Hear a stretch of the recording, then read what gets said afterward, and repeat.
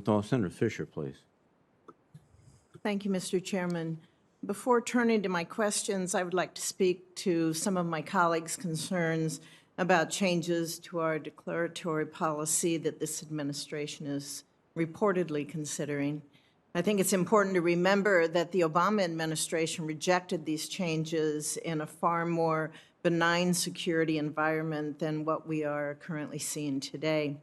With China's nuclear breakout and Russia massing forces on Ukraine's border, adopting a no first use or sole purpose policy would be irresponsible, and it would strain relations with our allies at the worst possible moment.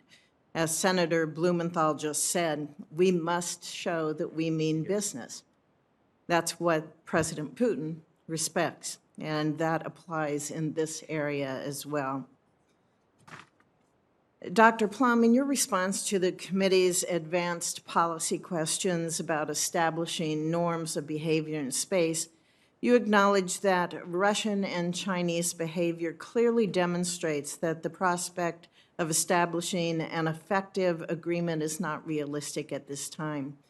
Do you support a dual-track approach that involves deploying the capabilities necessary to send credible deterrent messages to our adversaries while continuing to work with allies and partners to lay the foundation for future discussion about responsible behavior in space? Thank you, Senator, for that question. I think just as first ASD for space policy nominee, that is a really essential piece of the work I hope to be able to do if confirmed.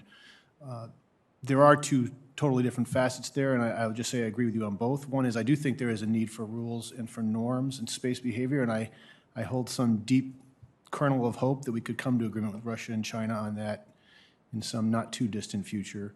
At the same time, nothing there would, in my mind, prevent us or preclude us from pursuing both offensive and defensive capabilities to ensure that we can defend our own assets and prevail in a conflict. Thank you. Also, can you talk about how you view the relationship between nuclear modernization and arms control?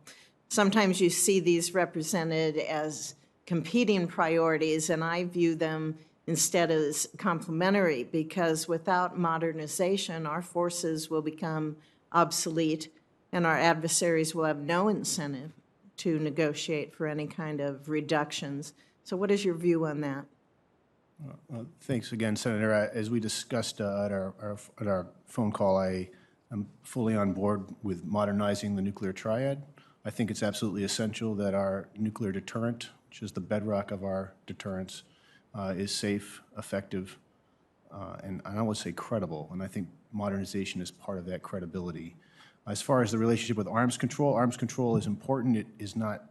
We don't do arms control to its own end. Arms control is to advance the national security of both or as many parties are involved in the talks. And I agree with your assessment that if you have nothing to trade, there is no incentive to be at the table. Thank you.